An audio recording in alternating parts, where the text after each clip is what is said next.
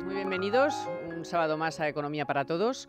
Hoy, pues, Cataluña va a centrar prácticamente la totalidad del programa. ¿Por qué? Pues porque siguen en su desafío, es uno cada hora. Y bueno, ayer tocó el de decirle al gobierno que pasa de mandarle los controles de gasto como se le había exigido desde finales de julio. Junqueras, en plan chulo, ha dicho, pues no te mando más los gastos. Y ha dicho el gobierno, pues vale, pues ya verás, te vas a enterar. Te vas a enterar porque pasa lo siguiente. De momento, no te voy a pasar ni un duro y voy a pagar yo los gastos de los servicios públicos fundamentales y los sueldos de los funcionarios. Y además, mira, en el plazo de 48 horas, hombre, me vas a hacer un acuerdo de no disponibilidad del resto del presupuesto. Porque si no lo haces, en 48 horas te intervengo todo el presupuesto, todas las cuentas. No te preocupes, que yo voy a pagar, pero lo voy a pagar yo. Voy a pagar todo, pero lo voy a pagar yo. Bueno, y claro, pues ya han salido las voces de siempre, los Echenique, los no sé cuántas, los no sé qué. Oiga, pero si es que está en la ley. Ley de estabilidad presupuestaria. Ley de estabilidad presupuestaria. O sea, que no hay ningún invento. ¿De qué fecha? De 2012. ¿Qué pasa? Que no se había aplicado nunca. Pero ahí está la ley. Que, por cierto, en sus últimas consecuencias remite al 155, por supuesto que sí, como si el 155 fuera el demonio con rabo y cuernos, oiga, pero si está ahí en la Constitución. Bueno, pues es igual. Se han enfadado mucho, pero en 48 horas lo tienen que hacer. Y si no, ¿sabes lo que pasa? Que no le mandan el dinero, que es lo que tenían que hacer. Si no es yo te mando el dinero y tú pagas, no te mando el dinero y pago yo, que es la única forma de asegurárselo. No del todo, porque como ustedes saben, las comunidades autónomas tienen una serie de administración paralela de que ni conocemos la mitad, de empresas, subempresas, consorcios, organismos, no sé qué, que será a través de donde estarán pagando esto, de donde lo seguirán pagando. Bueno, eso vendrá después, que habrá que intervenir esas empresas o habrá que investigar la fiscalía, los gastos y tal. Pero de momento, a partir de ya, que se publique en el BOE, que habrá sido, no lo he mirado la verdad, pero habrá sido esta mañana, se acabó. Ya los gastos esenciales los pago yo y los funcionarios también. Y usted en 48 horas me trae aquí el acuerdo de no disponibilidad. Y si no, le intervengo todo. Punto y pelota. Esto es lo que hay. Pero además, el Consejo de Ministros también le ha dicho a las entidades bancarias, no, ustedes no tienen que hacer ningún pago de la Generalitat. Si viene la Generalitat y les exige algún pago, ustedes no pueden colaborar con un delito, así que lo tienen que comunicar a la Fiscalía. Y 3, nada de salir a los mercados a buscar dinero. Si ustedes quieren emitir deuda a corto, a medio, a largo, me da igual, a medio pensionista, a interno, a medio plazo, ya no sé qué, acuerdo previo del Consejo de Ministros. Así que, oye, se lo han puesto pues como debe ser. Oiga, si usted se está gastando el dinero público en cosas que son ilegales, pues usted no puede gastárselas. Así que este es el acuerdo que vamos a escuchar cómo lo ha explicado en un par de cortes. Tampoco, más o menos ya les he indicado yo por dónde van los asuntos. Al ministro Montoro, que ayer lo explicó en la rueda de prensa del Consejo de Ministros, y escucharemos algunas otras voces, pues bueno, unos diciendo chorradas, porque para qué voy a decir otra vez, diciendo chorradas, y algunas cosas más interesantes sobre lo que está pasando en Cataluña, porque aparte de esto, que son pues cosas del día a día, es que ya, en fin, hay informes de Moody's, de otras agencias, que están ya empezando a ponerse un poco nerviosos, ya han salido los empresarios, que ya era hora también, pero bueno, ya han salido los empresarios, ya ha salido la Cámara de Comercio norteamericana, que dice, oiga, cuidadito, que irnos de aquí nos cuesta 48 horas, tampoco se crea que necesitamos un año para cerrar la empresa, ¿eh? Así que ojito con todo esto, vamos enseguida con todo.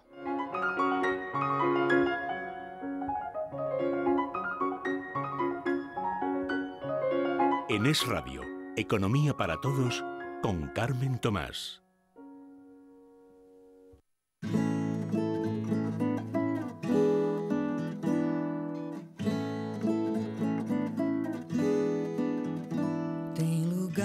Bueno, y hoy para analizar este asunto, que es el fundamental, porque es el asunto que nos tiene a todos los españoles pues muy preocupados, y por ahí fuera también, así que es un asunto prioritario. Hoy me acompañan Antonio Sancho, muy buenas, y Diego Sánchez de la Cruz. ¿Qué tal? Vamos a analizar, como les digo, no solo el acuerdo del Consejo de Ministros de ayer, que es posterior a el incumplimiento y el cachondeo y la chulería del señor Junqueras y del señor Puigdemont, que le han dicho al gobierno que pasan de cumplir el acuerdo que el gobierno adoptó a finales de julio y que pasaba por que le comunicara semanalmente todos los gastos que tenían. ¿Para qué? Pues para evitar que se gasten el dinero en la independencia y en el 1 de octubre y en todas estas cosas. Bueno, pues al final no ha habido más remedio que decir, oiga, que usted se pone chulo y que me dice que no me paga. Vale, pues venga, Consejo de Ministros. Bueno, primero, el jueves, Comisión Delegada del Gobierno. Y acuerdo remitido al Consejo de Ministros, que ayer lo aprobó, y que es básicamente lo que les he dicho. Vamos a escuchar, antes de daros la palabra, para que así tengamos todos los datos, no solamente mi interpretación y mi explicación, sino la del propio ministro, cómo explicaba ayer en la rueda de prensa del Consejo de Ministros de qué va este acuerdo y por qué se adopta. Es un sistema de control de pagos, no afecta al ejercicio de las competencias y sí estamos garantizando que ningún pago de esa administración va a actividad ilegal o actividades que no sean compatibles con los objetivos de estabilidad presupuestaria. Bueno, y ahora vamos a escuchar el segundo, porque es muy bueno aquí en la radio y también en la tele. Al corte que vamos a poner, normalmente le ponemos un nombre, porque si ponemos solo Montoro, pues te pueden aparecer 1.250.000. Entonces ponemos Montoro y algo. Y a este, con Alberto Polo, que es nuestro realizador, y le hemos puesto Montoro malas ideas. ¿Por qué le hemos puesto malas ideas? Porque en su rabillo que tiene ahí, su colmillico Montoro, dice... porque, ¿y usted por qué no me quiere dar? Esto lo digo yo así. ¿Y usted por qué no me quiere dar los papeles de los gastos? No vaya a estar teniendo usted malas ideas. Entonces hay que preguntarse, ¿pero a quién molesta el control de legalidad? ¿Qué quiere usted hacer con el presupuesto público? ¿Qué cosa tan rara quiere hacer? ¿Qué está pensando pagar? Y eso es lo que vamos a evitar, las malas ideas, en términos de lo que esté pensando pagar. Claro, porque en términos de, fíjate, dice el ministro, en términos de lo que esté queriendo pagar, lo que está queriendo pagar es todo el sarao, ¿no? Todo el sarao independentista. Bueno, primera impresión que os ha causado. Primero, la sorpresa, supongo, yo me quedé muerta, ya digo, estos ya es que no tienen, vamos, van a ir como una pisonadora. Que no le doy las notas. ¿Y cómo ha reaccionado el gobierno? Yo...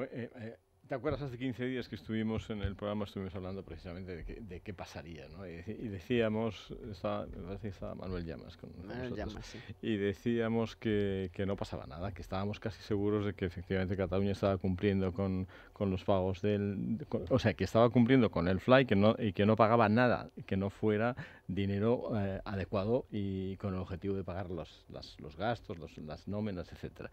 Bien, ahora se ha demostrado que efectivamente lo contrario. O sea, ellos podían estar pagando el dinero del FLA en los gastos correspondientes, pero estaban pagando para el referéndum del presupuesto de la Generalitat pues todo lo que les daba la gana y un poco más. Y ahora se ha demostrado. Entonces, para mí esto es como hace casi siempre este gobierno nacionalista que hay ahora, el que hubo anteriormente, el que hay en otras regiones españolas, hacen lo mismo siempre. Es decir, nosotros, mientras no haya reacción, seguimos caminando. Entonces, han dicho, bueno, nadie nos va a decir nada, nadie nos está diciendo nada, no nos ponen freno, pues vamos a seguir adelante. Entonces, ahora nos van a pillar. En julio se les puso freno, lo que pasa es que un frenito, se les puso... Pero ya lo ves, claro, ya ves cómo ha reaccionado. Pero es que se han ido dando pasos y es que les da igual. Les da igual, les da exactamente igual. Entonces, la reacción ha sido, bueno, como seguimos, bueno, este freno que me han puesto, soy capaz de saltármelo, pues ahora no te pago. Y encima, con la chulería y la arrogancia de decir, no, es que ahora vamos a hacer los pagos mensuales. No los vamos a hacer semanales como estaba previsto. Los envíos.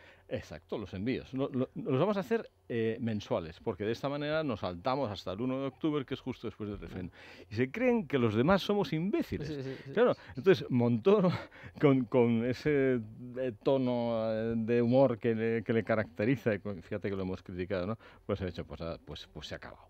Pero ya lo podía haber hecho antes, porque es que todas estas cosas, estos paños calientes que han estado utilizando con el gobierno de la Generalidad, ha sido al final obligarles a que reaccionen de esta manera. Bueno, en esta casa tú no estabas, pero nosotros llevamos 5 años desde que se aprobó la ley de estabilidad presupuestaria, diciéndole a Montoro, vas a tener que acabar aplicándola en casos como el de Cataluña, porque ya se veía que estaban gastándose el dinero en todo menos en lo que tal, porque joder, resulta que se les daba el dinero y las farmacias salían diciendo, oye, que hace 3 meses que no me pagan. Que no cobro. Y entonces decían, oye, ¿y entonces si no pagan a las farmacias y abren una embajada en no sé dónde? Pues todo el dinero se está desviando, o sea que hace ya mucho tiempo que se podía haber aplicado, pero bueno.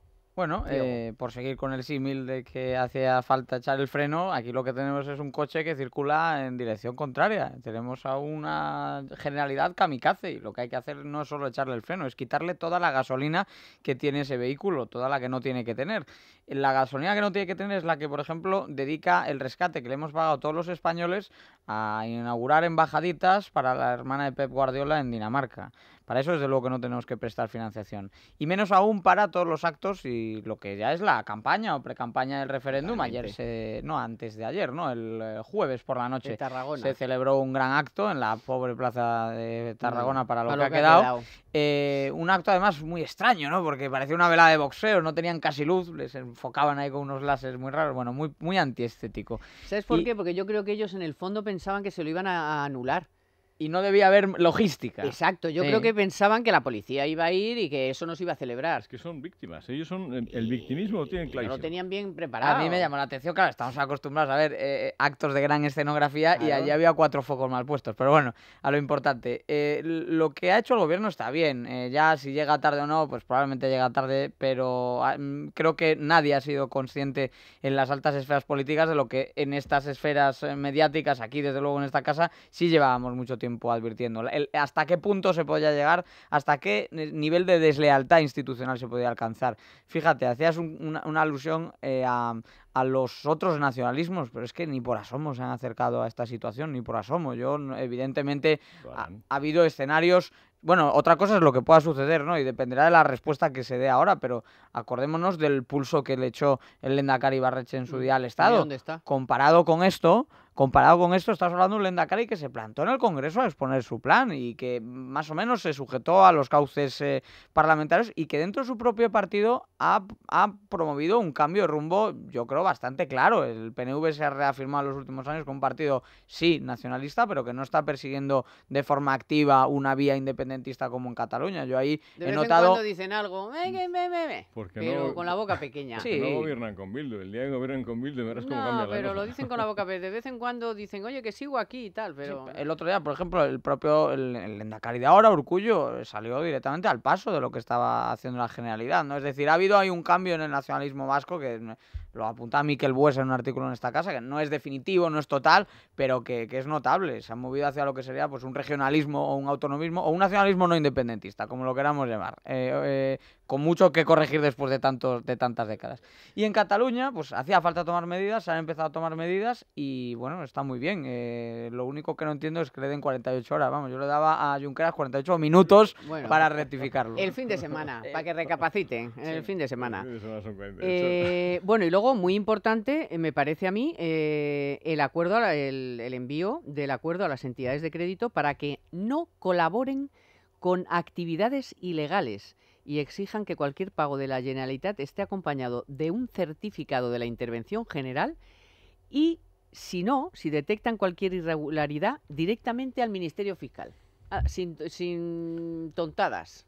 O sea, nada de paños calientes. Es que estamos frente a un delito. Y entonces, claro, quien colabora con ese delito es igual de culpable que quien lo ejecuta.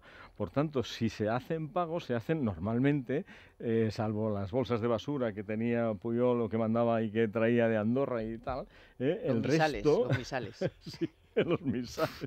El resto se hace a través de entidades financieras. Entonces, claro, si estás colaborando en hacer un pago que es ilegal, porque es un delito, porque además ya está tipificado como delito, ¿no? Y lo hace una entidad financiera, pues claro, ya le han dicho, oye, que tú también eres responsable. Así que, no sé, yo creo que deberías de buscarte las alforjas. De hecho, ¿no? al de Tarragona de la plaza al dueño de lo que es le han puesto va a tener que pagar por eso, porque había recibido... Porque el Tribunal Constitucional decía públicos y privados, y particulares que colaboren. Tú, aunque sea muy particular, si colaboras en un delito, pues estás colaborando con un delito. Hoy, a ver, es que se ha especulado, además mucho ya últimamente, con la posibilidad de que se aporten los fondos desde la esfera privada.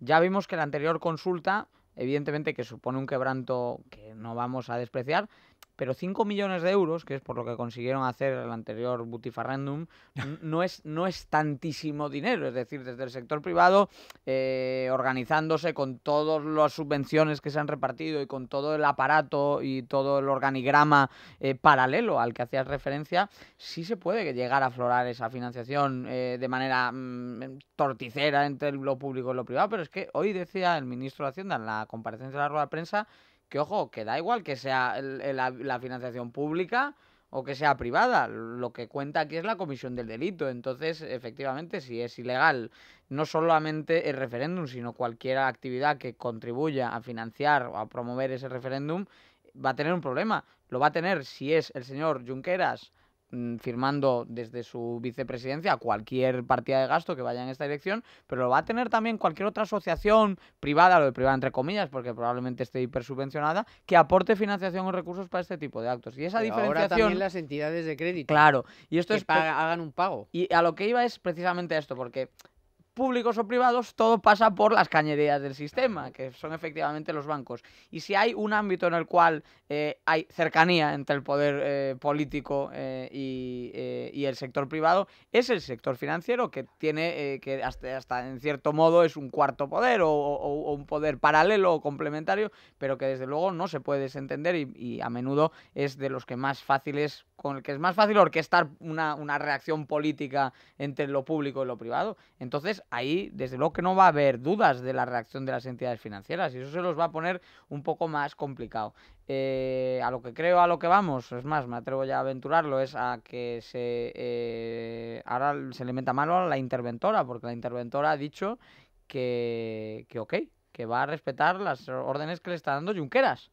Pues esa y esto me parece muy grave. Le quedan 2 minutos. Claro. Montoro ha dicho porque la intervención depende del Ministerio de Hacienda. Claro, o sea que... Montoro ha dicho que lo va a poner en conocimiento de la Fiscalía, pero consta que, aunque lo dice evidentemente, apela a que ha recibido la orden de su superior, también esta señora, como muchísimos funcionarios, sabe cuál es la legalidad porque se les ha remitido por carta. Ya no son los que estén en los medios de comunicación todo el día, es que se les ha remitido además con comunicación fehaciente a quienes están en un cargo de esa responsabilidad. Bueno, vamos a seguir, por supuesto, porque hay muchísimos más temas que comentar, pero antes vamos a conocer, gracias a nuestros amigos de Steel, la cifra de la semana con Manuel Llamas. Steel, tu aliado en el jardín, nos ofrece la cifra económica de la semana.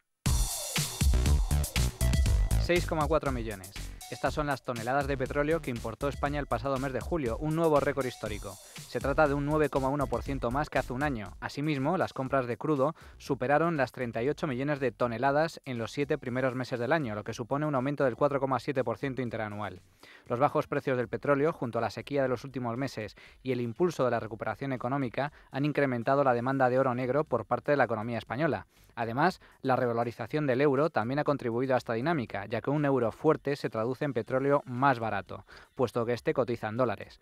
El bajo precio del crudo es uno de los vientos de cola que está facilitando el crecimiento de España, ya que abarata los factores de producción. Pero la alta dependencia energética que presenta el país sigue siendo un problema. La economía nacional debería depender menos del petróleo y apostar en cambio por energías limpias y eficientes como la nuclear para no estar al albur de los vaivenes del crudo. Steel, tu aliado en el jardín, nos ha ofrecido la cifra económica de la semana. Mi jardín perfecto. Cuando trabajo en mi jardín, es el momento Steel. Máquinas de batería que son pura ingeniería. Silenciosas y potentes, tienen precios sorprendentes. Con el jardín a la vista, ve a tu tienda especialista. Encuentra la tuya en steel.es.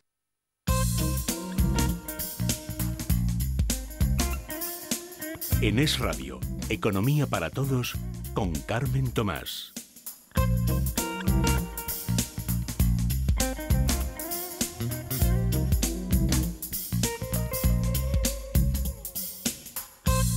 Bueno, vamos a seguir porque vamos a escuchar, os he dicho que había alguna astracanada por ahí, por ejemplo, la de Echenique.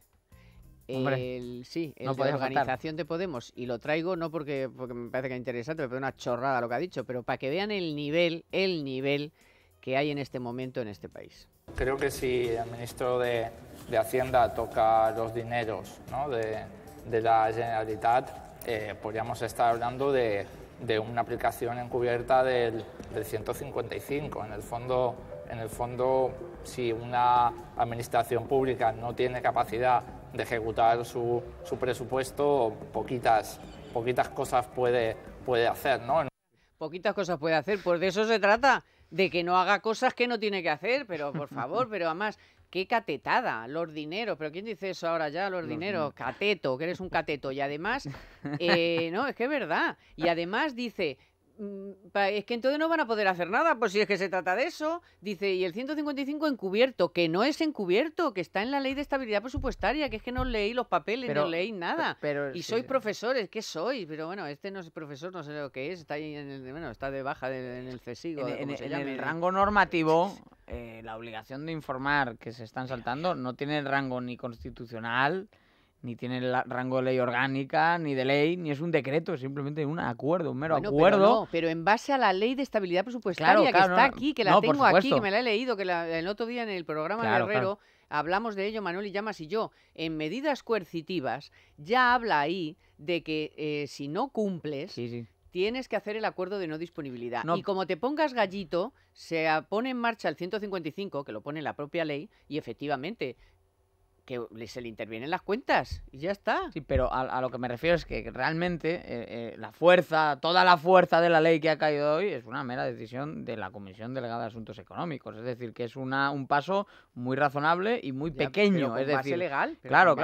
No, y con base legal. Vamos a ver, es que con base legal, aparte de que está toda la doctrina... Es más, es que acaba de salir un fallo del Tribunal Supremo que respalda la remisión semanal de la información. Le ha dicho que lo tiene que enviar. Ha coincidido justo la publicación. Esta semana, salió ayer, ¿no? Lo había recurrido la Generalitat, lo de que le tenga que enviar los pagos al mes. Correcto. Entonces, aparte de que esto es ilegal según el Constitucional y que el procedimiento administrativo es legal según el Supremo y le han tumbado el recurso a Junqueras, la orden de la que estamos hablando es una orden de la propia Comisión Delegada de Asuntos Económicos, es decir, no es que estás sacando los tanques a la calle, es que estás tomando un pequeño decreto para... No llega al rango de decreto, es un acuerdo para pedir que la información se dé con esta frecuencia, punto. Pero como bien dices, Carmen, es que esto se apoya no solo en la ley de estabilidad presupuestaria, sino que a su vez esta ley, al ser orgánica, cuelga de un artículo de máximo rango, como es el 135, que está en la Constitución, pero es que además Cataluña está en el FLA, y por lo tanto, como está en el grupo de comunidades rescatadas, te puedes ir a los artículos 5 y 6, si no me equivoco, los que ya se insta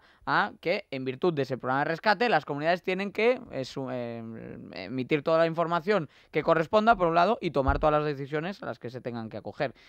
Déjame apuntar también dos datos. Uno, a Cataluña le queda dinero, si se les cierra el grifo, hasta el 1 de enero. El 1 de enero tendrían que salir a los mercados. Tienen más o menos 3 meses de los mercados no pueden salir si no se lo autoriza y el problema, el gobierno. Bueno, estoy incluso dando la hipótesis de que se fuesen al monte, ¿no? Bueno. Entonces, esa es la situación de caja y de tesorería que tiene Cataluña. Fuera de eso no hay nada. Luego sería salir con rango basura y en una situación caótica por completo. Pero otra cifra. Dentro de lo que es la legalidad, de enero a junio se la han estado saltando por completo, porque el gasto ha aumentado un 6% y la regla de gasto permite un aumento del 2%. Entonces yo me pregunto, si a la sanidad no ha ido, porque ahí están las listas de espera y cómo está la sanidad en Cataluña, si a la educación no ha ido, si a lo esencial no ha ido, ¿a dónde ha ido ese aumento del gasto, que son 700 millones, o una parte importante del mismo? O verde y con asas, que decir. Bien, dos cosas. Primero, no solamente intervendrán, sino que harán una auditoría, que es lo que tienen que hacer para ver precisamente, para contestar dónde ha ido ese dinero. Ese dinero tiene muchos ceros, son muchos miles de millones de euros. Es que, perdón, hoy se ha hablado de posibilidad de falsedad documental en la rueda de prensa posterior al Consejo de Ministros. Tiene que haber falsedad documental porque ese dinero se ha ido precisamente a eso. Pero yo quería apuntar una cosa, o sea, dirigido especialmente a los ciudadanos de Cataluña, a los ciudadanos de bien de Cataluña, que igual nos están oyendo e igual se están asustando mucho. A ver, señores ciudadanos de Cataluña, no va a pasar nada. O sea, tú hablabas antes de que hay dinero hasta el 31 de enero. No, el dinero, en el momento que intervenga el Ministerio, en el momento que intervenga la Intervención General del Estado en la Generalidad, no va a haber ningún problema para las para los pagos esenciales, o sea, para los pagos de sanidad. Probablemente sean mucho más eficientes los pagos de sanidad que como se están haciendo ahora después de intervenir. Para los pagos en educación, que habría que entrar muy en profundidad con el tema de educación, ya no solamente por la parte financiera, sino por la esencia de lo que es la educación y qué educación se está haciendo en Cataluña. O sea, que se queden tranquilos, porque esto es lo que quieren los nacionalistas. Los nacionalistas lo que quieren es que oír voces como las nuestras que pongan a los ciudadanos de Cataluña nerviosos. Ahora es cuando se va a pagar todo en tiempo y forma. Exacto, pues eso hay que decirlo, y muchas veces porque van a desconfiar, porque por una parte están oyendo a las 14 emisoras oficiales que tiene la Generalidad hablarles de que España les sigue robando. No, perdona.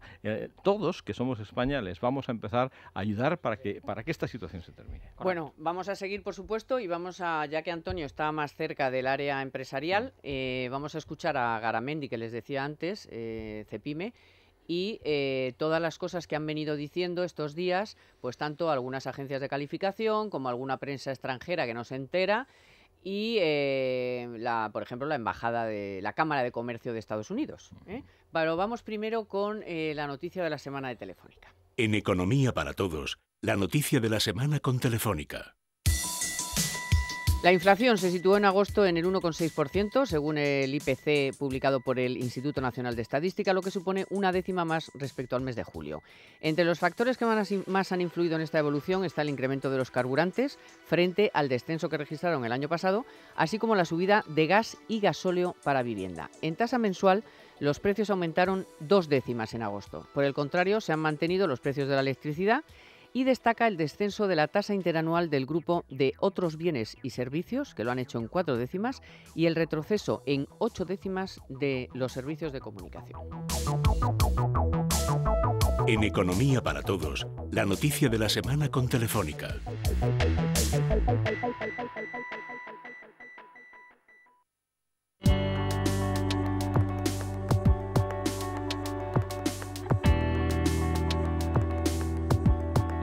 Bueno, lo prometido es deuda. Vamos ahora al aspecto económico de la cuestión. Y esta semana ha habido voces por todos los lados. Ya era hora que salieran los empresarios catalanes, los nacionales, la COE, la Círculo de Empresarios, la CEPIME, el Susun Corda. Esta semana el Susun Corda. Bueno, por ejemplo, Garamendi, ¿qué ha dicho? Pues solo ha dado 3 cifras. La verdad es que, bueno, ha sido en los desayunos de Televisión Española. Y yo solo les voy a poner las 3 cifras que ha dado, porque es que no hace falta más. O sea, dices 3 cifras y ustedes háganse su propia opinión. Y esto es lo que ha dicho. Cataluña vende en España, y no digo a España, vende en España 44.000 millones de euros. Cataluña vende en Europa, y no digo en Europa, 36.000 millones de euros. Y Cataluña vende al resto del mundo del orden de 22.000. Esa es la proporción. Que es lo mismo que pues ya se lo pueden imaginar ustedes. O sea, una Cataluña independiente, pues un desastre porque eso mismo lo ha dicho también otras empresas, otras organizaciones empresariales como la catalana. La COE ha estado un poco más así, pero bueno, vamos a pasarlo de largo. El Círculo de Empresarios muy firme, los catalanes muy firmes, que han tardado mucho, pero firme. Y esto es lo que hay, o sea, ahí que el tema no estaba, pero ya las empresas han dicho que están en sus planes de contingencia por si acaso. El presidente de los empresarios catalanes, José Bou, el otro día ya, con mucho cuidado, porque no quiere que se le oiga demasiado, decía que una Cataluña independiente entraría con un descenso del PIB del 15 al 20%. Otras voces, por ejemplo, que hablabas antes... Corroborado por Guindos, eso, lo de la caída del PIB. Bueno, hay otras voces, como por ejemplo la de Jaime Malet, de la Cámara de Comercio Americana en España, que habla de hasta el 40% de caída de PIB. Un paro que subiría al 40% como consecuencia de la reducción del tamaño de las empresas, de la deslocalización de las empresas y sobre todo de una reducción importantísima del empleo público, porque no haría tanta falta funcionar en Cataluña como existe actualmente. Cosa que, por otra parte, en los círculos nacionalistas están diciendo lo contrario, porque siguen con el mantra de España ens roba, ¿no? Y entonces dice, bueno, como nos roba 6.000 millones, ellos dicen, dicen, como nos roban 6.000 millones al año, pues entonces... ya tenemos para todo. Claro, ya tenemos... esto es lo que nos debe el Estado, y como lo llevan así muchos años, pues los 75.000 millones que le debemos del FLA... aquí Claro, paz hombre. y después No, y gloria. han dicho también que al principio les tenemos que pagar las pensiones. Porque claro, perdona, y la deuda para nosotros. Y las, O sea, pero, hombre, vacaciones en sí, Lloret claro, también. hombre, claro. Pero fijaros, y un chale en Menorca, termino con los el tema de países cifras. en los países catalanes. Menorca, ¿no? Espérate que esto viene Menorca. después. Bueno, esta Cataluña nacería con una deuda de 250.000 millones. Nacería con una deuda de 250.000 millones. 75, que es la que den al FLA, más la parte correspondiente del billón de deuda que tiene el Reino de España, que no sé, eso no va a quedar en el Reino de España, ellos tienen su parte. Un PIB de 175.000 que podría reducirse del 20 al 30%. Fijaros este dato, una recaudación de impuestos de 40.000 millones con un gasto de 70.000, con lo cual inician el primer ejercicio independiente, lo empezarían con un déficit de 30.000 millones. O sea, es que es Y 200 y absolutamente... pico mil de deuda. Es que es absolutamente inviable. Entonces, esto, por favor, esto que lo cuenten otros medios, ¿no? Porque en Cataluña no lo saben. O sea, a mí hay empresarios que me llaman aterrorizados, Antonio, ¿qué va a pasar? ¿Qué ocurre? Chico, tú mismo, tú dime lo que está pasando. Yo les cuento estas cifras y dicen, no puede ser. No puede ser. No, dicen que no puede ser. Alguno que es más nacionalista dice, estos son cuentos vuestros, ¿no? Pero el que no lo es, dice, o sea, esto es un horror. Es que yo me tengo que ir de aquí, entonces. Yo me tengo que ir. Pues mira, me lo has dejado El toro en su vamos, el toro en su, iba a decir otra cosa. Y entonces vamos a escuchar a Guindos, porque Guindos, lógicamente, en su papel de ministro de Economía, que tiene que ir por ahí por el mundo, pues claro, no se va a ir metiendo con la gente ni va a ir diciendo cosas raras. Pero vamos a ver, él insiste de siempre que Cataluña nunca ha estado encima de la mesa en las reuniones que él tiene, en los roadshows esos que hace por el mundo, que bueno, que hubo un momento que ya nadie le pregunta por Cataluña, no porque no esté ahí el asunto, sino porque no lo ven viable, porque no ven que vaya a pasar nada, no ven que eso va a materializarse. Y ha hablado también esta semana de localizaciones, deslocalizaciones. Bueno, vamos a escuchar al ministro de Economía y así ahora tenemos más datos encima de la mesa. Cataluña no va a dejar de ser parte de la Unión Europea y no va a dejar de ser parte de la zona euro. Por lo tanto, no es el escenario en absoluto que consideran los inversores ni que consideran los mercados. No ha habido movimientos importantes de deslocalización, entre otras cuestiones, porque ese escenario se considera que es irracional y se considera por parte de los inversores que no va a ocurrir, ¿no? Porque más allá de lo que es la legalidad, que es un aspecto muy importante desde el punto de vista de la racionalidad económica, la secesión no tendría el más mínimo sentido. Diego, lo que sí podemos decir es que, vale, a lo mejor no se ha ido todavía ninguna, pero ¿cuántas podrían haber ido y han venido a Madrid? Que ese dato sí lo tenemos. Bueno, muchísimas. Sí, porque estamos hablando de que en promedio Madrid está captando entre 2 y 3 de cada 4 euros que entran de inversión extranjera. Es decir, que el capital no está eligiendo en absoluto irse a Cataluña, sino que está eligiendo Madrid. Esto no era así antes. Por el lío. Si es que, aunque no, es el lío. No, y además también hay que decirlo, es decir, es que en Madrid las cosas se han hecho muy bien en los últimos 25 años. Se ha puesto en marcha una economía que antes era pues muy burocrática, un tanto esclerótica, una capital menos dinámica, y es una economía que tira y que tira del resto, ¿no? Y eso ha cambiado mucho y aquí se han hecho las cosas bien. Allí se ha perdido mucho dinamismo. Cataluña, si te vas en las series estadísticas, hace 100 años era la economía más rica de España, hoy está perdiendo y perdiendo peso en esas filas. Hay regiones como Madrid que han ido ganando peso.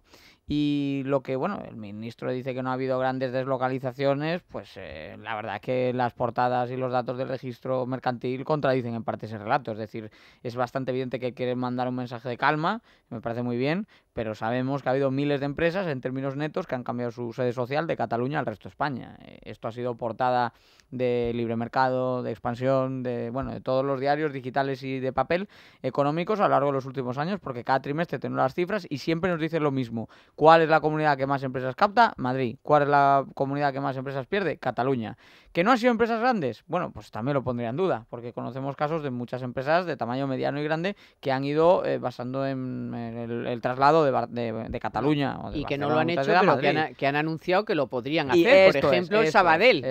Ha sido clarísimo. Y Fainé también de la Caixa. Fainé. Y en la Cámara, hablábamos antes de Jaime Malet, el presidente de la Cámara de Comercio Americana en España, tiene tiene bastantes buenas relaciones con las empresas multinacionales que hay, americanas especialmente, radicadas en Barcelona. Dice que hay un plan de contingencia, o sea que de momento se ve en la prima de riesgo, aunque ha subido un poco, pero bueno, se ve que más o menos hay cierta estabilidad. Pero que hay un plan de contingencia que el día 2 de octubre se declara la independencia. En 24 horas, la mayor parte de las empresas americanas domiciliadas en Barcelona, en Cataluña en general, pero el 80% en Barcelona, trasladarían su domicilio fiscal a Madrid en 24 horas, porque ese plan de contingencia está hecho ya. Están preparados los consejos de administración, están preparando los notarios y están preparando las escrituras para hacerlo. Por si acaso. Eso no significa que se pierdan de manera inmediata los puestos de trabajo, porque todo seguiría exactamente igual. Pero esto, igual que hasta, como has dicho muy bien antes, Diego, poco a poco las nuevas inversiones han ido viniendo a zonas más estables de España, después poco a poco los puestos de trabajo se irían yendo a zonas más estables, porque Cataluña desde ese momento sería una jaula de grillos, ¿eh? Bueno, pues aquí seguimos, por cierto, seguimos con el veranito. Bueno, tienes nada más que ver aquí a mis, muy fresco. a mis compañeros, los fresquitos que van, ¿eh? Y entonces, ¿qué? Pues que todavía necesitamos a Toshiba aire acondicionado, pero vamos, con todas nuestras fuerzas. Porque además, como ya saben, porque se lo venimos contando, Toshiba aire acondicionado es la tecnología que la vida necesita. Solamente tienen que quererlo, poner en su navegador quiero un Toshiba, e inmediatamente le mandan a un técnico que les va a dar el mejor servicio personalizado que ustedes necesitan. Así que ya lo saben, compre ahora y disfrute todo el año de Toshiba aire acondicionado.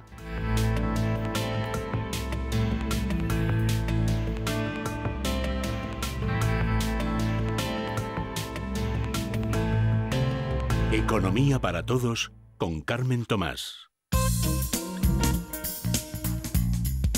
A ver, que te quito la palabra, Antonio, un momento. Cuando te quito la palabra, vas a decir, a abundar algo más en que las empresas, sí. bueno, pues nos estarán todavía yendo las grandes, pero ya han anunciado que, vamos, que el botón rojo está preparado. Que salen de allí, pero tarifando, por todos los datos que acaba de dar Antonio, de que eso va a ser un auténtico desastre. Has hecho antes la referencia al Sabadell y la Caixa, y Guardiola lo ha dicho. Guardiola es el consejero delegado del Sabadell, lo ha dicho muy claramente, ¿no?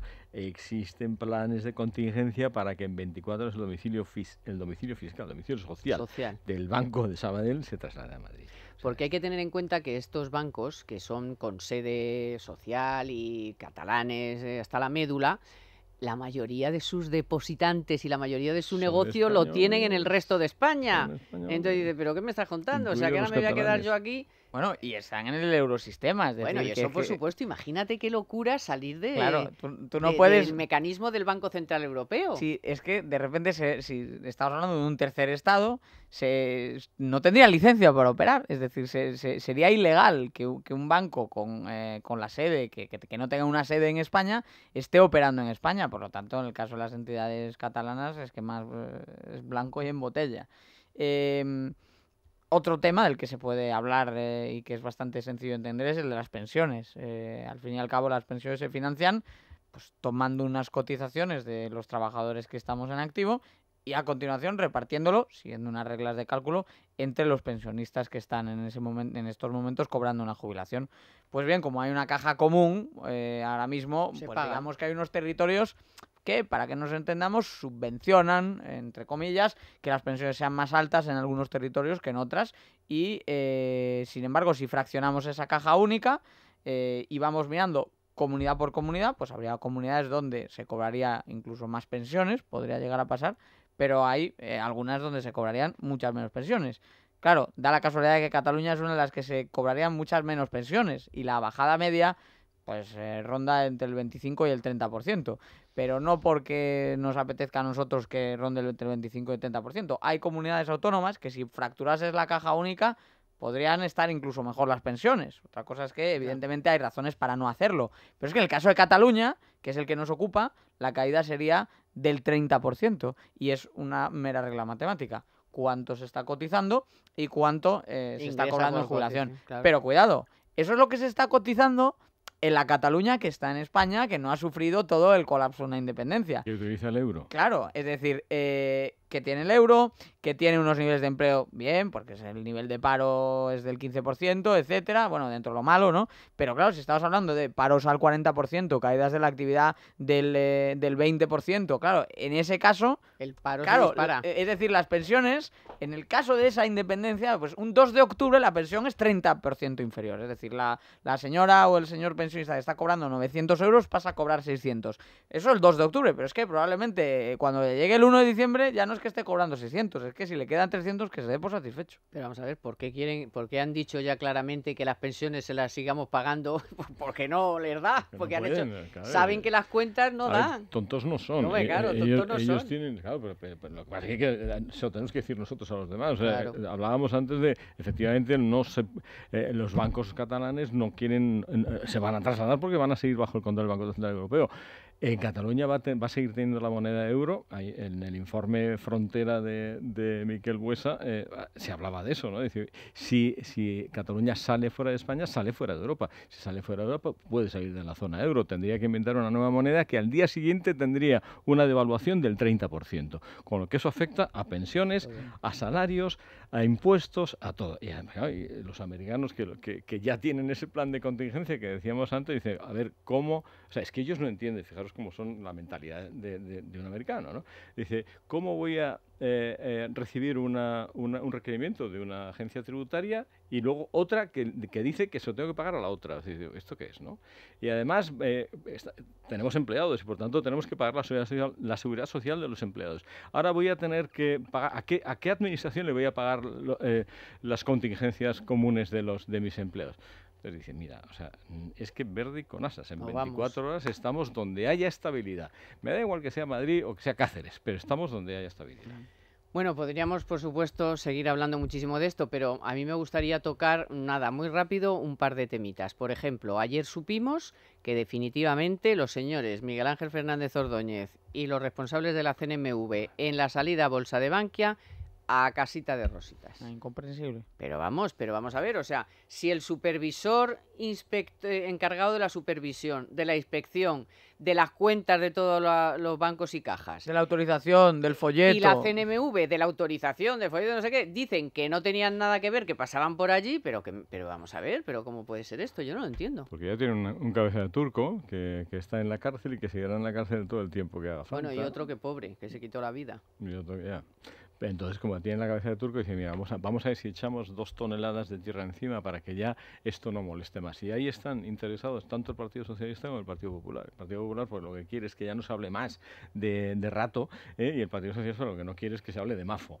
Entonces... Perdona, es que hablar de mafo es hablar, y lo puedo decir muy claro porque tengo muy buenas fuentes, es hablar de Salgado y de Zapatero, claro, que llamaban a los grandes bancos y a las grandes empresas para que fueran a la ampliación, a la colocación de Bankia para que tuviera color. Claro. Entonces llamaban directamente, oye, hombre, tal, hombre, cual, y algunos se negaron. Y ya sabes que por Zapatero ejemplo, es el hombre de paz. Sí, bueno, además que es que Francisco González lo ha dicho luego abiertamente comentando la por eso lo podemos decir, que ha dicho, a mí me llamaron para presionarme, yo les dije, pero ¿qué me estás contando? ¿Me voy a meter yo ahí? Dice, yo estoy jubilado, ya. Sí, yo estoy a lo mío. Es que, bueno... Por circunstancias profesionales me cruzo a veces por los pasillos con Miguel Ángel y el señor Mafo da clases. Claro. Y claro, bueno, digo, no sé, ahí queda la reflexión. Es decir, puede, señor profesor, señor profesor. No, yo no soy quien para quitarle a nadie las credenciales, pero estamos hablando de la persona bajo cuya supervisión el sistema financiero se fue al colapso más absoluto. Pero además de lo que fue el colapso sistémico, que es un problema general, estamos hablando de que la situación en la que quedó, pero no solo el engendro que construyeron para sacar a bolsa Bankia, hoy mucho mejor llevada y muy saneada, pero en su origen un engendro, porque si no, no se explica lo que ha sucedido. Si no, es que esto empieza en Caja Castilla-La Mancha, y desde Caja Castilla-La Mancha hasta el año 2012, en el cual... Y la de Serra... Cataluña Caixa. Iba precisamente esto. Iba precisamente claro, esto. Es que se olvida cuando hacen la lista. El nombre que me estaba a mí retumbando mientras estáis hablando de rato y demás fuera el de Narcís Serra, y en concreto una foto de comienzos de verano, si yo no estoy equivocado, en un acto del PSOE en el cual Narcís Serra estaba en primera fila. Y ya está y digo yo, imputado o investigado, claro, y digo yo, y de todo. ¿Qué pasaría si en el próximo acto del presidente Rajoy, acto del Partido Popular, estuviese allí Rato, ¿no? Si Rodrigo Rato estuviese en primera fila. ¿Cuál sería el tratamiento mediático de uno y otro asunto? O si se hubiese procedido a absolver a un gobernador nombrado por el Partido Popular, se pasaría tan de soslayo como está pasando esta noticia. Yo de verdad es que no lo entiendo. Cuando lo he visto pasar tan inadvertido como un titular secundario, como en estas secciones que hay en los telediarios que te dan una noticia en una pastillita de 10 segundos, cuando esto nos ha costado lo que nos ha costado. O sea, en proporción más que Bankia. 2.000 euros por familia. En proporción más que Bankia. Entonces, claro. Por tamaño. Incomprensible. Por tamaño más que Bankia. Nos costó la caja esta del señor Serra. Es incomprensible. Pues la semana pasada estaban los comunistas todos ufanos de que, dando la noticia de que el rescate de los bancos había costado a los españoles 40.000 millones, que eso tocaba no sé cuántos 1.300 y pico por familia, que no sé qué, que no había derecho. ¿Os imagináis que no hubiera habido una reforma del sistema financiero y las cajas no se hubieran privatizado? ¿Qué pasaría ahora con la financiación del referéndum de Cataluña? Pues tendríamos a Caixa Cataluña, tendríamos un montón de cajitas, Caixa Penedès y tal, fumándose un puro con pasando dinero a chorros. Bueno, o sea que igual nos ha salido barato. Bueno, os voy a contar porque me lo contó ayer una amiga. Me contó ayer una amiga que con la app, se había bajado la app al móvil del BBVA, oye, y le hacía pagos a su hijo, le mandaba dinero a su hijo con un mensaje. Con lo cual la tía estaba encantada. Claro, encantada, o sea, vamos, la tía estaba encantada. Yo aquí con mi tal, le mando el dinero al niño y tal. Y entonces, claro, fácil, rápido, cómodo. Fácil, porque si lo podemos hacer nosotras, digo ya las mayores, no digo nosotras las mujeres, nosotras ya las más mayorcillas. Oye, pues es que la cosa es fácil. Así que precisamente por cosas como esta, por tener estos apps, estas aplicaciones tan fáciles y tan, pues BBVA ha sido reconocida por Forrester Research como la mejor app mundial de banca. Mundial, de banca. Así que ya lo saben. Bájese la aplicación y ala, a estar siempre atentos y a unirse a la revolución de las pequeñas cosas. Pero si puedo enviar dinero a mi hijo con un mensaje. Por reacciones tan sorprendentes como esta, la app de BBVA ha sido reconocida por Forrester Research como la mejor app mundial de banca. Descárgatela y únete a la revolución de las pequeñas cosas.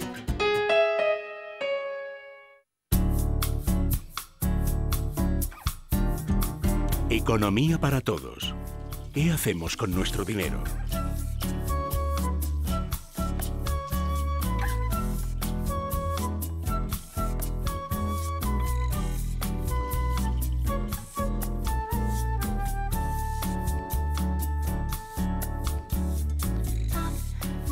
Hoy todo el día es dinero, dinero, dinero. Y aunque han empezado las negociaciones y no han empezado muy bien, está el ministro de Hacienda hablando ya con los funcionarios de los sueldos de los funcionarios. Hay mucho enfado entre los funcionarios porque están contándonos permanentemente, llorando por supuesto, que han perdido un 20% de poder adquisitivo. Como si los demás no hubiéramos perdido nada, pero bueno, un 20%, y es verdad, han perdido un 20%, bueno, pues, y entonces lo quieren recuperar ya. Entonces, claro, dice el ministro que es mucho, que vamos poco a poco, que es mucho, que vamos poco a poco, y entonces han tenido alguna reunión y parece que las cosas no van muy bien. El caso es que esto tiene que ser para 2018, claro, para 2018, pero el ministro quiere hacer un acuerdo a 2 años, ¿no? Me parece que he leído 2, 3 años. Claro, fraccionarlo un poco. Entonces, no sé cómo habéis visto, cómo habéis sondeado, por qué creéis que está pasando, que por cierto, he leído también que el ministro, a la vista de la que está cayendo con Cataluña, ha decidido que de momento con el PNV y con otros no iba a hablar ahora del 2018, que las cosas no estaban para meter más bulla. Por supuesto, el 18 en el aire. En el tema. Así que ahí están varios temas colgando, como es el de los presupuestos, el de los funcionarios, que es importante, porque claro, son muchos millones de personas que evidentemente, pues sí, han sufrido congelaciones, pero también es verdad que han mantenido su puesto de trabajo. Ya sé que esto no les gusta mucho que lo digamos, pero es verdad, yo lo reconozco, han perdido poder adquisitivo, pero también no han perdido su puesto de trabajo, que también hay que valorarlo en una situación de crisis en los que 6 millones de personas han estado en el paro. Sí, a ver, yo creo que hay que tener en cuenta algunas cuestiones. Uno, los mismos que piden subir salarios ahora de golpe para 3 millones de trabajadores luego se quejarán del aumento de la desigualdad que eso conlleva. Pequeñas paradojas que tienen estos debates. Estamos hablando precisamente de un segmento que cobran más que sus contrapartes del sector privado. Es decir, es un factor de desigualdad los sueldos que hoy en día tienen los funcionarios. Yo no digo que esté bien ni que esté mal, es un efecto estadístico. Pero claro, si a ese segmento de la población que efectivamente ha perdido menos empleo y ahora le subes los sueldos, y no poco, un 20%, porque ya te digo yo que en el sector privado no nos lo van a subir un 20%, luego habría un estallido de la desigualdad. Y me pregunto yo, ¿qué dirían después cuando las estadísticas constaten ese aumento de la desigualdad? Punto 1. Punto 2. Los objetivos de déficit, digo yo, que tendrán que tener algo que ver con estas decisiones. Es decir, España está renunciando a hacer nuevos ajustes. Ya, muy comprometida. Ya está por debajo de lo que Luis de Guindos llama siempre el brazo correctivo de Bruselas, es decir, del umbral del 3%, a partir del cual ya no hay hombres de negro y supervisión reforzada. Y me parece muy bien, pero claro, lo estamos haciendo básicamente porque la recaudación crece y crece. Está creciendo de enero a julio en términos homogéneos un 7%. El pato lo están pagando las empresas. El impuesto de sociedades ha subido un 56% la primera mitad del año. O sea, que le voy a contar yo a cualquiera que nos esté escuchando y tenga una empresa. O sea, que digo yo que habrá que tener un cierto equilibrio ahí. 3. Solidaridad con el sector privado, es decir, si queremos que las cosas evolucionen así, intentemos ligar la paga del sector público a la productividad. No, ¿por qué no hablamos de productividad en el sector público? Es un coto que parece que solo existe en el sector privado, pero es que debería existir en el sector público. Y pongo un ejemplo. Conocemos los rankings que hace el Consejo General del Poder Judicial de los juzgados más eficientes de España. ¿Por qué eso no se supone? ¿Por qué no le suben, no digo un 20, igual le tienen que subir un 40% al juez que tenga y a sus empleados que tenga el juzgado más eficiente de España? Porque lo merece. Pero ¿y qué tenemos que hacer con el juez que tenga el juzgado más lento de España? El que peor procese los temas, el que más tarde en impartir justicia. Ahí no procedería no ya el dejar el sueldo como está, sino bajarlo. Es decir, hay objetivos, hay métricas y hay indicadores de productividad para el sector privado y también para el sector público. Entonces, si sube los sueldos en el sector público, que sea con aumentos de productividad. De hecho, sí que se está hablando de que una parte sea fija, de esa subida, una parte sea fija y otra variable. No sé luego cómo eso se puede medir o no. Y eso no les gusta mucho a los funcionarios, porque bueno, pues no todos, pues como en el sector privado, tampoco todos los que trabajan en el sector privado son súper productivos y son buenísimos y no se van a la compra ni se van a tomar un café, no. El que es buenísimo consigue mejor puesto de trabajo, claro, consigue... Pero en la misma proporción habrá en el sector público, que yo no digo, seguro, en la misma o a lo mejor menos zascandiles que en el sector privado. Me hace falta saber cuántos, ¿no? Pero hay, y entonces, oiga, pues al que trabaja mejor, más y mejor, pues que le suban más. A mí me preocupa de la propuesta de Montoro, bueno, efectivamente lo de la subida con un variable en parte viene por la indexación que va a hacer la subida salarial al PIB, no al IPC. Porque lo que se prevé en estos 3 años, 18 a 20, es según sea la previsión de PIB, y la previsión es 2,6, 2,5, 2,4, así subirán los salarios de los funcionarios. Me imagino que como eso es una previsión y después hay que ir haciendo correcciones trimestrales, esa subida por encima del IPC, que por cierto recuperaría parte del poder adquisitivo perdido que están diciendo los sindicatos y los funcionarios, seguramente sería por un variable. No tengo ni idea. Yo me imagino que pueden ir por ahí las cosas. Pero a mí me preocupa 2 cosas de esta propuesta. En primer lugar, que quiere recuperar la tasa de reposición. La tasa de reposición es un jubilado. O sea, en estos años ha habido más jubilados que funcionarios que no ha entrado ninguno. Por tanto, se ha reducido el número de funcionarios en España. Pero ahora hay una oferta pública bestial. Ahora hay 20.000, pero bueno, se ha reducido, me parece que se redujeron desde la crisis aquí en 300 y pico mil. Pero luego se han recuperado muchos. Se están recuperando ahora y con 20.000, pero en cualquier caso, lo preocupante de todo esto es decir, vamos a una tasa de reposición del 100%. Un funcionario jubilado, se va, entra otro. Un funcionario repuesto. esto. Bueno, a ver, no es eso. O sea, igual que hemos hecho la reforma de tantas cosas, la última, la del sistema financiero, nos queda pendiente la reforma de la administración, que lo hemos hablado muchas veces. Y la reforma de la administración no es meter más funcionarios, es hacer que los funcionarios sean más productivos. Y es hacer que parte de esos funcionarios estén trabajando también en el sector privado. Bueno, y que a lo mejor en algunos a lo mejor se llega a la conclusión de que a lo mejor pues en la justicia hacen falta más, pero entonces sí, sobran de aquí o vienen aquí. O sea, y en el ejército. Una cosa seria. Hay campos en los que, siendo serios, mínimamente serios, hay programas informáticos que podrían reemplazar por la mera eliminación de duplicidades y de redundancias. Ya no hablo de administrativas, sino dentro de una misma administración. Hay desarrollos informáticos que podrían acabar con la necesidad de tener cientos de miles de empleados públicos, pero luego también es cierto que hay campos donde puede que falten empleados públicos. Policía, en la justicia yo creo que faltan empleados públicos. Y a la vista está. Tan lenta y que al final se vuelve una justicia mala, sin serlo necesariamente la calidad de su personal, pero por la falta de medios que tiene y por cómo está, claro, y por cómo está también regulado sus plazos y demás. Bien, entonces con esos plazos de instrucción, con esa falta de dotación y con todo ese funcionamiento es justicia lenta no es justicia, por lo tanto justicia mala, y eso es costoso. Eso es costoso en términos económicos, tiene un coste tremendo, es un lastre enorme. Cuando vemos a las economías más liberales en los informes, nos encontramos con esas economías que de hecho hasta te cobran más impuestos, pero es que el sistema judicial, cómo funciona el sistema judicial en esos países comparado con el nuestro, mucho mejor, mucho menos periodo de espera, mucho menos periodo de resolución, los plazos de instrucción mucho más estrechos y más eficientes. Entonces, y han dicho ahora, llegas a la conclusión de que efectivamente, vale, pues hay que revertir lo de la cláusula suelo, pero si luego tienes un atasco de miles y miles de personas pidiendo lo de la cláusula suelo, pues ¿para qué haces esas? Pues tendrás que poner los medios. Claro, por eso, es que lo de la tasa de reposición no tiene nada que ver con lo que estamos hablando. Ellos imponen la tasa de reposición, da igual. ¿Dónde queda? En qué administración sea y en qué ministerio o en qué ayuntamiento. Pues no, porque a lo mejor hay algunos en los que hay que reducir y hay otros en los que hay que aumentar. Pero la segunda cosa que me preocupa es la actitud de los sindicatos. O sea, los sindicatos, como siempre en España, dando la nota, ¿no? Dicen, es que los funcionarios, como has dicho muy bien antes, han perdido un 20% de poder adquisitivo de la crisis aquí. Y que han perdido los demás, ya no solamente las personas que han estado en el paro, y en el sector privado. Y en el sector privado, los que han mantenido el puesto de trabajo, que han visto reducidas sus nóminas en muchos casos, y los autónomos han reducido sus beneficios a lo mejor a la mitad o a las tres cuartas partes. Eso es lo que han sobrevivido, perdona. Hay 4 millones de españoles que no han tenido el lujo de plantearse si ¿cuánto han perdido? Lo han perdido todo. No han podido hacer ni cuentas. Bien. Luego hay 3 millones que aún no tienen el lujo también de plantearse si le suben el sueldo o no. Entonces digo yo que eso tendremos que tenerlo en cuenta, pero fíjate incluso la trampa. Hablan de poder adquisitivo.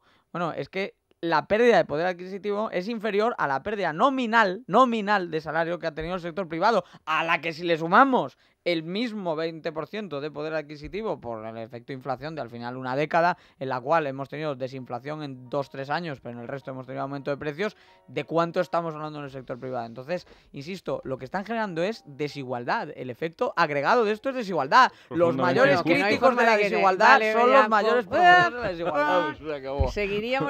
Seguiríamos, pero no podemos. Así que Antonio Sancho, gracias. Diego Sánchez de la Cruz, gracias. Hoy ha estado en la realización Alberto Polo y en la producción Aya Pertusa, como siempre. Disfruten del fin de semana, que todavía queda muchísimo. Y paz. Que sean felices. Y paz en Cataluña.